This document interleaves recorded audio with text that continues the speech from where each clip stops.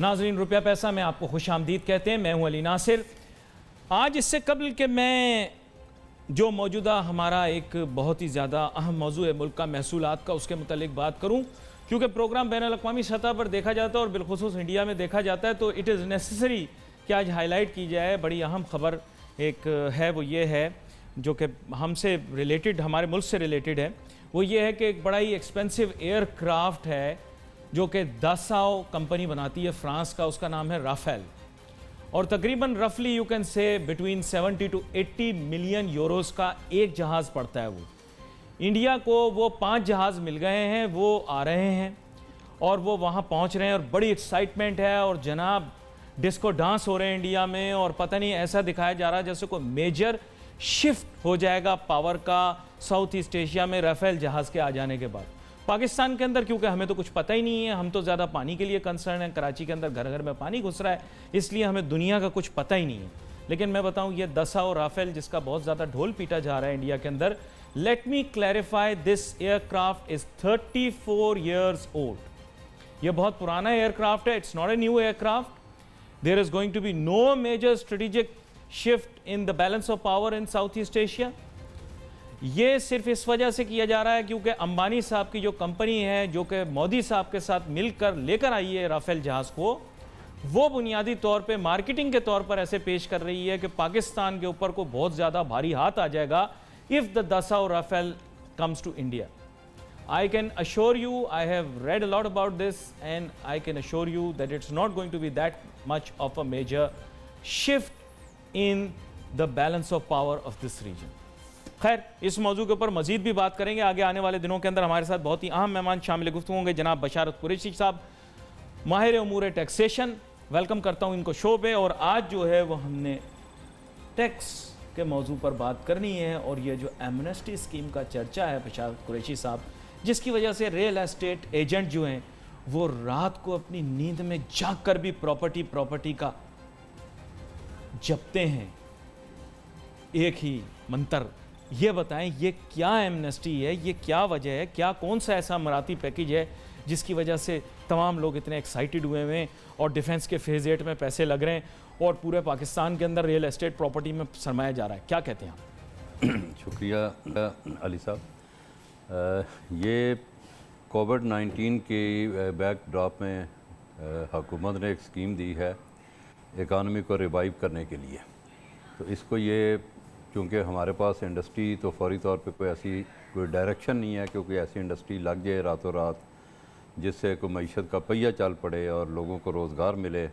तो सरे दस जो बिल्कुल सामने रेडीमेड चीज़ थी वो यही थी कि कोई प्रॉपर्टी का पैकेज दे दिया जाए, जिससे बिल्डर्स और डेवलपर्स जो हैं वो एक कदम आगे आएँ और लोग भी इन्वेस्टमेंट करें और उससे रोज़गार भी मिलेगा और टैक्सेशन भी होगी और मईशत का पहिया भी चलेगा। 17 अप्रैल 2019 को एक ऑर्डिनेंस के ज़रिए ये एक स्कीम लॉन्च की गई थी जो कि प्रॉपर्टी के लिए थी, जिसको अभी फाइनेंस एक्ट 2020 में एक्ट का हिस्सा बना दिया गया इनकम टैक्स का, और 100D एक नया सेक्शन इंट्रोड्यूस हुआ है फुल फ्लैज, जिसमें ये सारी डिटेल्स मौजूद हैं। तो बेसिक इसका मकसद यह है कि मईशत का पहिया चलाया जाए और प्रॉपर्टीज़ में इन्वेस्टमेंट करके लोगों को रोज़गार दिया जाए, और इससे टैक्स भी जनरेट होगा। और 2 पॉइंट जो हमारे जो बिल्डर और डेवलपर्स बहुत पहले से जिनका मुतालबा था कि एक तो बिल्डर्स पे और डेवलपर पे टैक्स फिक्स हो, और दूसरा ये है कि सोर्स ऑफ इन्वेस्टमेंट ना पूछी जाए। तो इसमें दोनों इंग्रेडिएंट बिल्कुल मौजूद हैं। लेकिन अनफॉर्चुनेटली हो ये रहा है कि जो चीज़ कैबिनेट में गई होगी या जो PM को बताई होगी या जो मशीर ख़जाना को बताई होगी FBR वालों की तरफ से, वो सिंपली ये 2 पॉइंट ही होंगे कि सोर्स ऑफ इन्वेस्टमेंट नहीं पूछी जाएगी और फिक्स टैक्स कर दिया गया। लेकिन जब ये स्कीम रिलीज़ हुई है जो ऑर्डिनेंस की शक्ल में आई, और बाद में इसमें बहुत सारी चीज़ें जो उस वक्त लैग कर रही थी, मिसिंग थी, टाइम भी मिल गया था फाइनेंस बिल में शामिल करने का, लेकिन FBR वालों ने कुछ नहीं किया। और उसमें कुछ ऐसी उन्होंने चीज़ें डाल दी हैं, ऐसी कंपल्शंस डाल दी हैं जो कि इस स्कीम को, हाँ जी, जो कि इम्पेडिमेंट्स, जी स्कीम को शायद ये कामयाब ना हो जिस तरह के होनी चाहिए। तो पंजाबी में कहावत है ना कि मींगना, अब माजरत वो उर्दू में भी है वैसे कि बस मिंगने डाल देना, उससे फिर क्या होता है, दूध की लज्जत जो है वो ख़राब हो जाती है। बंदा उसको मतलब इंजॉय करना भी चाहता है लेकिन उसके प्लेजर्स को इंजॉय नहीं कर सकता। मेन इशू ये है कि सर, अब मैं आपके साथ बड़ा कैंडिड बात होती है, खुल के बात करता हूँ सर। बात यह है कि लोग ऐसा महसूस कर रहे हैं कि इसके बेनिफिशरीज जो हैं वो एक मखसूस तबके के लोग होंगे जिनके पास काला धन बहुत ज़्यादा जमा हुआ है। They will become the direct beneficiaries of it. Economic activity इसमें नहीं होगी, पैसा सिर्फ जाके प्रॉपर्टी में पार्क हो जाएगा और सब्सिक्वेंटली भी जो डेवलपमेंट या कंस्ट्रक्शन के प्रोजेक्ट्स होंगे उसमें भी इन्वेस्टर्स को बेनिफिट करेगा। क्योंकि अब आपके सामने एक चीज़ रखता हूँ, आपका माशाल्लाह तजुर्बा बहुत है और आप फील्ड में भी रहे हैं सर। बात यह कि इस वक्त प्रॉपर्टी और रियल एस्टेट के अंदर कंस्ट्रक्टेड और अनकंस्ट्रक्टेड यूनिट्स का ओवर सप्लाई है। कराची शहर को ही अगर देख लिया जाए तो सिर्फ सड़क पे निकलें तो ऑफिस टावर खाली पड़े हुए हैं, कंस्ट्रक्टेड बिल्डिंग्स खाली पड़ी हुई हैं, रेजिडेंशियल यूनिट खाली पड़े हुए हैं। पीर बाबा की हाउसिंग सोसाइटी में कुछ लोग आ गए लेकिन ज़्यादातर वहाँ भी खाली पड़े हैं। उन लोगों का भी खाली पड़ा है जिनका नाम मैं टीवी पे ले नहीं सकता और मेरा रूल है ट्रिपल M के बारे में बात नहीं करता, वो थोड़े से उससे आगे हैं पीर बाबा से, लेकिन वहाँ भी सब कुछ खाली पड़ा है। There is an over supply in supply glut. Do you think in a supply glut how will this help the construction industry? I will take the answer after short break.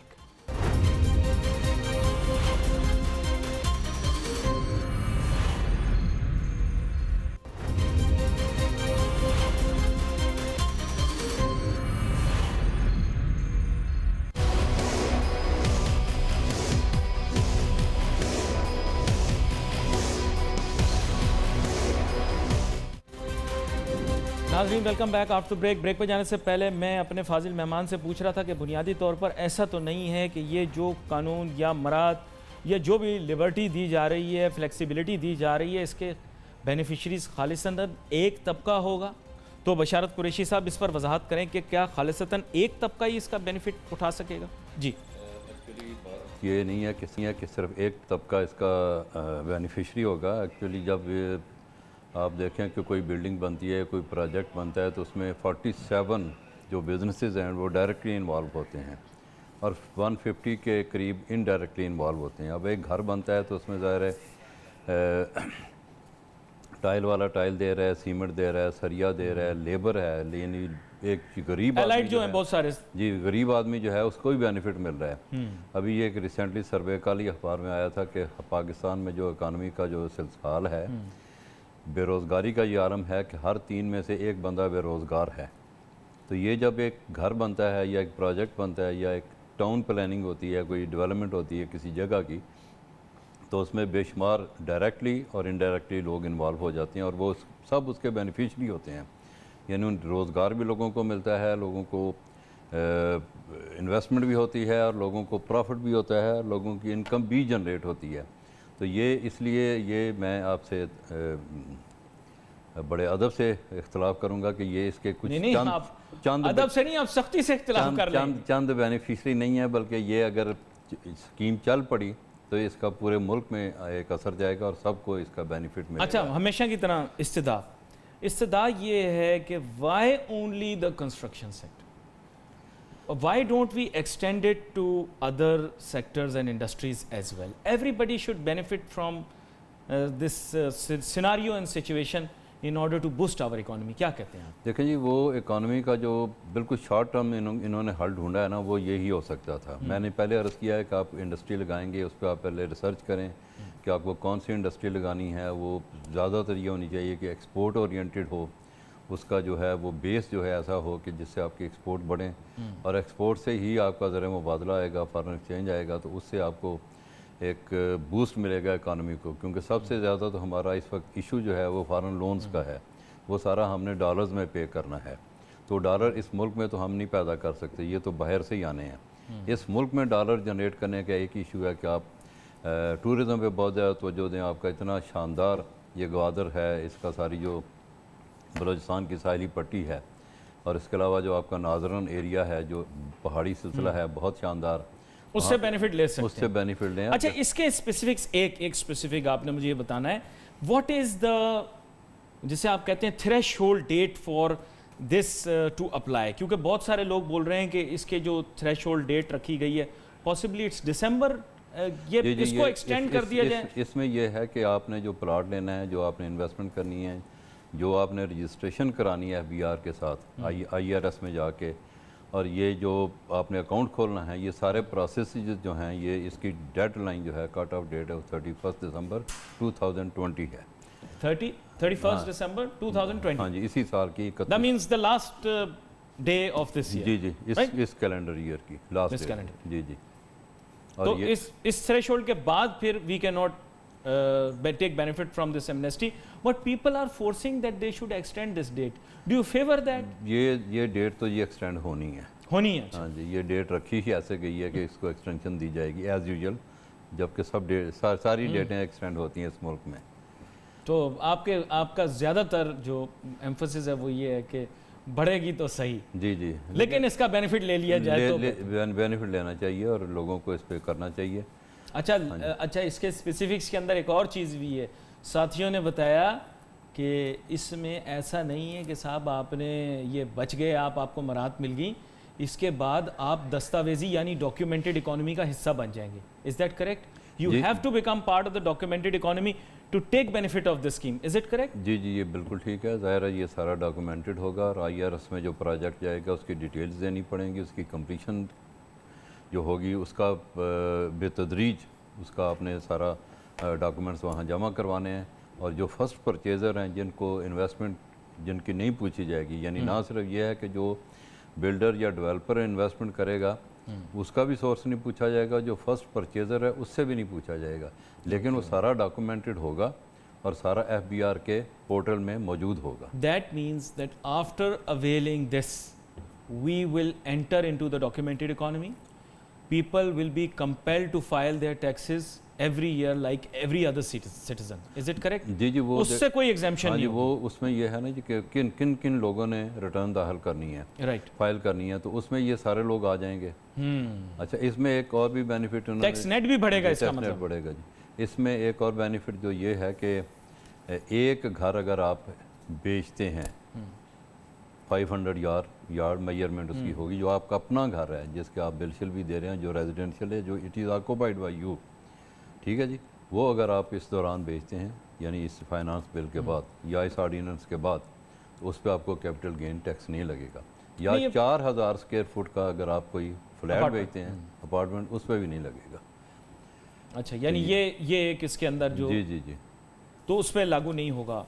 But in other words इसमें main चीज़ ये होगी कि बहुत सारे लोगों को encourage किया जाएगा कि वो black undocumented economy, grey economy से उठकर एक डॉक्यूमेंटेड इकोनॉमी की तरफ आ जाए, राइट? जी जी, ये तो ठीक है। अच्छा, और उसके बाद मतलब ये पहली दफ़ा कुछ लोगों के जहन में जो आप बता रहे थे जो शिकें मौजूद हैं, उनकी बुनियाद पर कुछ लोगों के जहन में जो शकूक व शुबात हैं वो ये है कि once we enter into the tax net then we will be treated like everybody else. Is that correct? जी, ये लोगों का जो खदशा है ये तो बहरहाल जेन्युइन है। अच्छा। कि लोग, मैंने पहले भी बार बार ये आपके इस फोरम पे ये बात की है कि लोग टैक्स के एक तो रेट ज़्यादा होने की वजह से घबराते हैं, और दूसरा जो FBR वालों का रवैया है, अनफ्रेंडली रवैया, उस वजह से लोग भी अवॉइड करते हैं। अगर FBR वाले फ्रेंडली हो जाएं, लोगों को वेलकम करें, लोगों को गाइड करें, असिस्ट करें और लोगों को बताएं कि ये टैक्स दें, आपका ये ऑब्लिगेशन है, और एक अच्छे तरीके से, मेरा ख्याल है कि इससे बहुत ज़्यादा टैक्स कल्चर भी बढ़ेगा और लोगों को अवेयरनेस भी आएगी और लोग इनकरेज भी होंगे। लेकिन FBR का बहरहाल बहुत बड़ा इसमें रोल है जो कि अनफॉर्चुनेटली FBR नहीं प्ले कर रहा। अच्छा, इसमें फिर इस्तदा रिकमेंडेशंस वो ये है, क्योंकि आपकी बात सुनी जाती है, लोग, मैं देखता हूँ सोशल मीडिया के ऊपर सीनियर FBR के अफसरान भी आपकी बात और आपकी गुफ्तगू को अप्रिशिएट कर रहे होते हैं। तो सर 2-3 चीज़ें थी। एक ये कि यतीम को एग्जेम्प्ट कर दिया जाए, न्यूली वेड हाउसवाइफ को एग्जेम्प्ट कर दिया जाए और सीनियर सिटीज़न को एग्जेम्प्ट कर दिया जाए। ये शराइत अगर शुरू में लग जाएं हर किस्म की प्रॉपर्टी के ऊपर, तो ये थोड़ा आपके ख्याल से थोड़ा बेहतर नहीं हो जाएगा कि हमारे बुज़ुर्ग बूढ़े जाकर फाइलिंग करें या उनको दुश्वारी का सामना करना पड़े, क्योंकि बहुत जगह उनको दुश्वारी का सामना करना पड़ता है। तो जो वीकर सेगमेंट्स ऑफ सोसाइटी है जिन्हें कॉन्स्टिट्यूशन भी प्रोटेक्ट करता है और बिलखुसूस माइनर्स को असाइन भी की जा सके प्रॉपर्टी, उसके बारे में मैं आपसे राय लूँगा। मुझे एक छोटी सी ब्रेक लेनी है, ब्रेक के बाद फिर कुछ चाहिए।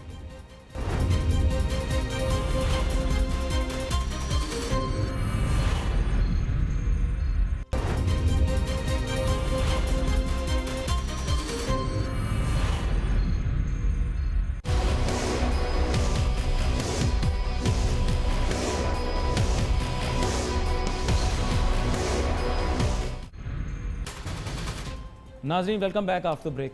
प्रोग्राम के अंदर जब हम जिसे आप कहते हैं कि मैक्रो लेवल गुफ्तगू के बाद हमेशा मैं कोशिश करता हूं कि रिलीफ की बात की जाए। बशारत कुरैशी साहब, आपकी बात में वज़न है, जब आपको बात कहते हैं तो पहुंचती भी है हुकूमती हलकों तक।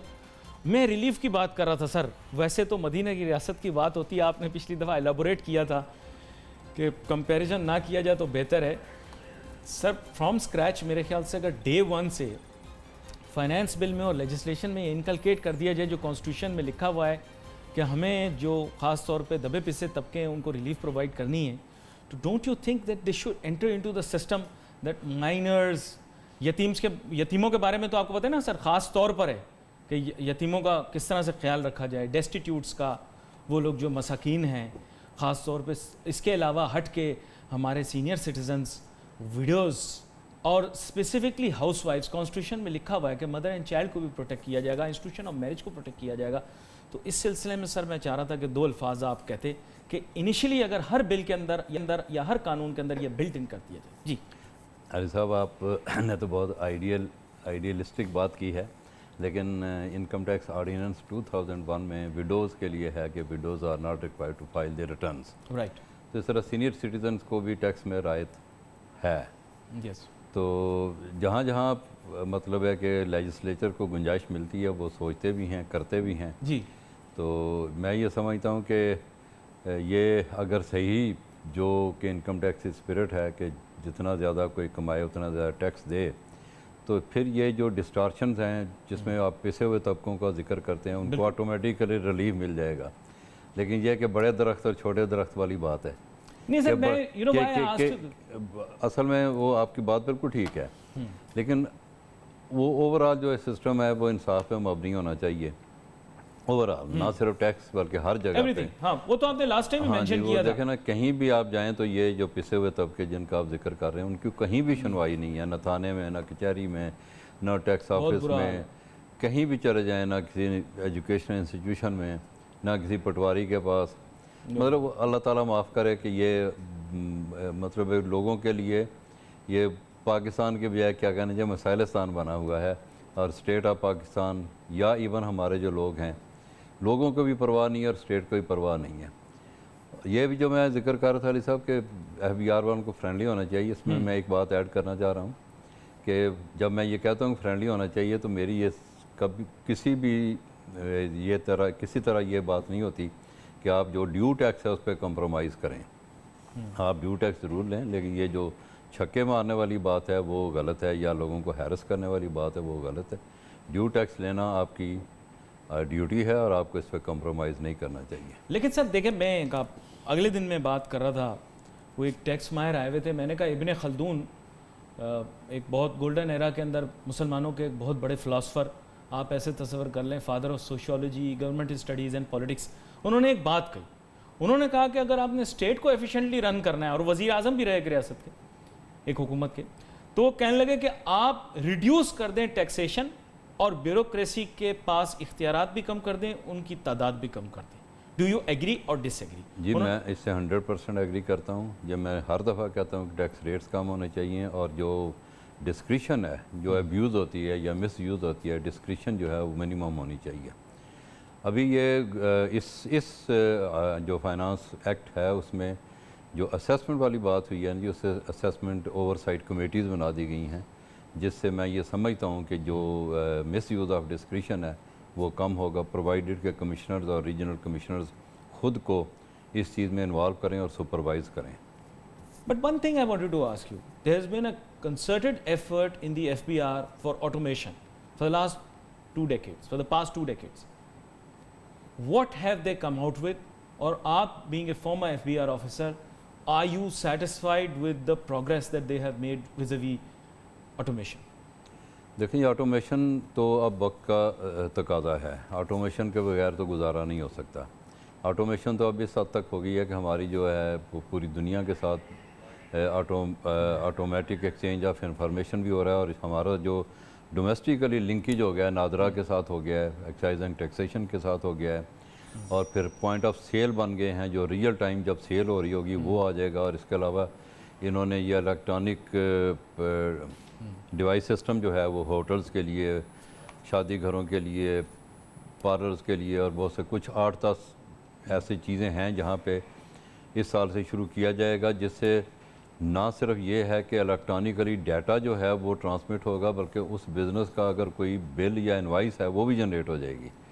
अच्छा, पिछली दफ़ा आपसे बड़ी मज़े की बात हो रही थी, वो गुफ्तगू बीच में रह गई। माजी के झरोकों में देखते हुए आपको बताता हूँ, बहुत सारे लोग ये कहते हैं कि 80% और more than 80% of the contribution in Pakistan taxation system comes from large scale businesses, जिनको आप क्या कहते हैं, LTU। इज़ इट ट्रू कि कस्टम्स की मद में, इनकम टैक्स की मद में, कॉर्पोरेट इनकम टैक्स की मद में और दीगर और मद में 80% से ज़्यादा कंट्रीब्यूशन LTU वालों का? Is it correct? जी, ये बात बिल्कुल आपकी ठीक है। LTU में जो मल्टीनेशनल हैं, जो बैंक्स हैं, जो ऑयल मार्केटिंग कंपनीज हैं, जो ऑयल एक्सप्लोरेशन वाले हैं, इंश्योरेंस वाले हैं, ये सेक्टर जो हैं ये 70, 75, 80% तक कंट्रीब्यूशन रेवेन्यू में इनका है।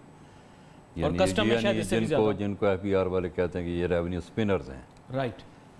तो मतलब लेकिन इसमें डिस्टॉर्शन भी है, जैसे हाँ, कि आजकल IPP में चल रहा है। जब पीपल पार्टी की पहली हुकूमत थी मोहतरमा बेनज़ीर भुट्टो की, तो IPP के साथ जो एग्रीमेंट किए गए थे वो ऐसे किए गए थे कि उनको टैक्स में टोटल छूट दे दी गई थी। तब उनको PPPs कहा करते थे। हाँ सर, जी, प्राइवेट पावर प्रोड्यूसर्स, फिर नाम इतना ख़राब हुआ। जी, जो यानी उनके साथ IPPs कैपेसिटी चार्जेस वगैरह, यानी कोई प्रोड्यूस बिजली हो रही है नहीं हो रही, कैपेसिटी के हिसाब से उन्होंने पैसे लेने हैं हुकूमत से, जो गर्दशी करदा बार 500 बिलियन रुपीज़ तक पहुंच जाता है, वो अपनी जगह है। लेकिन कमाल यह कर दिया है कि उनको टैक्स में भी सारी छूट दी गई है और उससे बहुत बड़ी डिस्टॉर्शन क्रिएट होती है। तो ये सारी जो डिस्टॉर्शन हैं ये भी ख़त्म होनी ज़रूरी हैं। IMF आपको ये तो कहता है बिजली के रेट बढ़ाएं, लेकिन ये नहीं कहता कि यार इनको टैक्स भी लगाएं। इनको पावर, हाँ जी, और टैक्स लग भी नहीं सकता। जो आपने एग्रीमेंट किया हुआ उसका आर्बिट्रेशन होनी है लंदन में। पहले ही 10-12 कंपनी में आप स्टेट ऑफ पाकिस्तान केस हारी हुई है। वो तो खैर बैनुल अक़वामी सतह के ऊपर तो आपको पता है, वो गलभूषण वाला मामला भी हम यहाँ खुश होते रहे कि जी हम केस जीत गए। हमने भी विक्ट्री डिक्लेयर कर दी, इंडियन मीडिया ने भी विक्ट्री डिक्लेयर कर दी, आखिर में ये नया कानून ले आया गलभूषण को रिलीफ देने का। खैर एनीवे, यहाँ पर मैं एक ब्रेक लेने से पहले ये बताता चलूँ कि सानू बंदा नहीं लभदा। जो लोग मुझसे लड़ते हैं, we don't have the requisite person for the right job. इसको मान लेने में कोई बुराई नहीं। I would never make a donkey run in a horse race. If I don't have someone, I'd hire. Let's take a short break.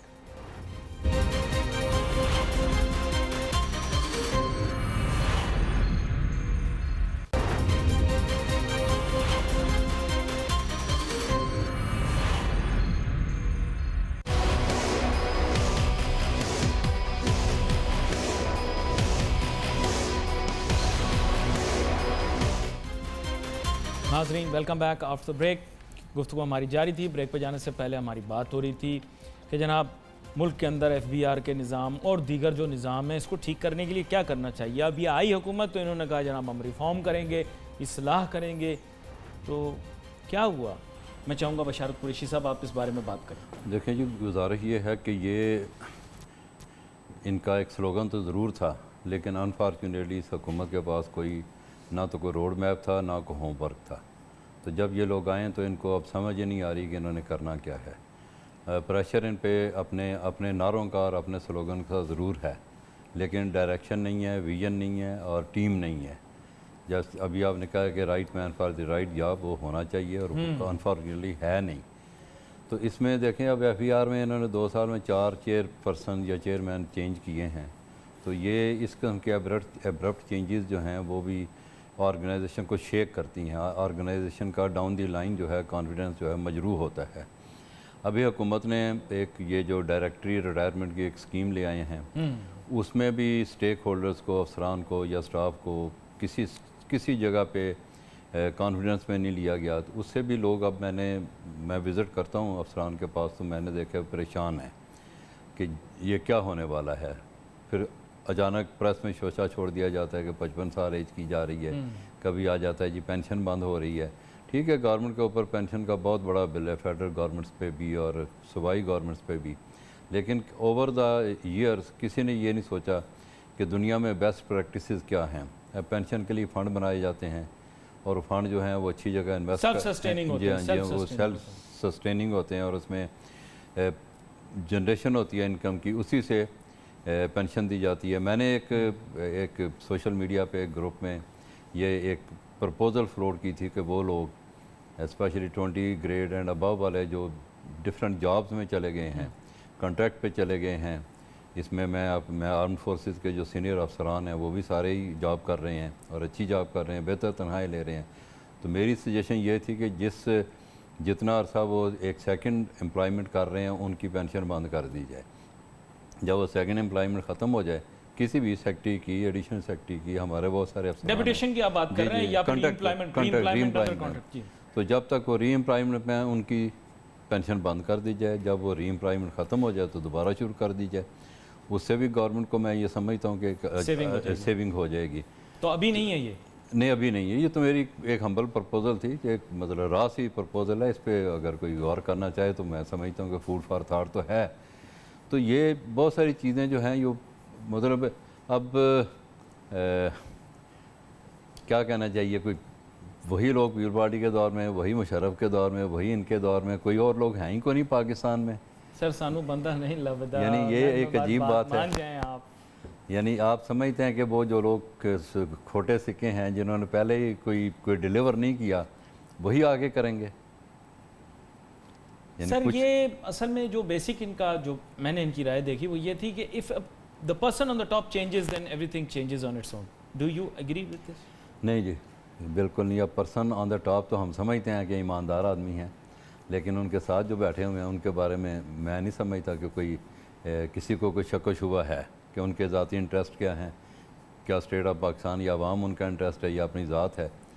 अच्छे होंगे, उनकी अच्छी सोच होगी, लेकिन बज़ाहिर कोई रिज़ल्ट आए नहीं है। लेकिन यह है कि हमारे अगर FBR लेवल पे, इंस्टीट्यूशनल लेवल पे कोई अच्छे लोग आएँ तो मैं समझता हूँ कि डाउन द लाइन फ़र्क पड़ता है। हमारे अभी इन्होंने एक बहुत अच्छा एक कदम अरसे बाद एक मेंबर पॉलिसी तारक चौधरी साहब को लगाया, तो he is a very fine person, बहुत लॉ नोइंग बंदा और समझदार और चीज़ों को यानी एक सिर्फ टिपिकल टैक्स मैन नहीं है। वो ये समझते हैं कि टैक्स के एक से बढ़ के मकासद हैं। ये आपके सोसाइटी में डिस्पैरिटी को ख़त्म करता है, ये आपकी सोशल मोबिलिटी करता है, ये आपकी इकॉनमी को जनरेट करता है। वो सारी चीज़ें इंशाल्लाह अच्छे लोग भी आ गए हैं। आप देखें, मैं ये समझता हूँ कि बहुत अच्छी चेंज है, उससे फ़र्क पड़ेगा। हो सकता है कि अगले 2-4 प्रोग्राम के बाद मैं आऊँ तो मैं आपको बहुत सारी पॉजिटिव चीज़ें बताऊँ। चलें, उम्मीद करते हैं, हम तो हमेशा उम्मीद करते हैं कि अच्छा हो और ख्वाहिश भी यही है। सारी बातें ये है, हमने अगर इस मुल्क में रहना है तो वी अबाउट इट। अच्छा, ये मैं आपकी कथा कलामी कर रहा हूँ कि ये ऐलान किया था इस गवर्नमेंट ने कि जनाब एक पॉलिसी बोर्ड बनेगा FBR का, अलहदा पॉलिसी बोर्ड बनेगा FBR से अलहदा जो पॉलिसीज़ बनाएगा टैक्स की। उसका कल सेनेट में परसों बड़ी लहदे हुई है कि उसका आज तक 2 साल में एक भी मीटिंग नहीं हुई, एक भी इजलास नहीं हुआ और वो बोर्ड ही नहीं बना। और वो अब FBR का जो एक्ट है 2007 का, उसमें अमेंडमेंट हो रही हैं ताकि पॉलिसी बोर्ड बन सके और कोई पॉलिसी लॉन्ग टर्म बन सके और उसको इम्प्लीमेंट भी किया जाए। बशारत कुरैशी साहब, आपका बहुत शुक्रिया, आप शो पे हमारे साथ शामिल हुए। We wait for your message on Facebook. यहाँ पे अली नासिर हमारी टीम को इजाज़त दीजिए। अल्लाह हाफ़िज़।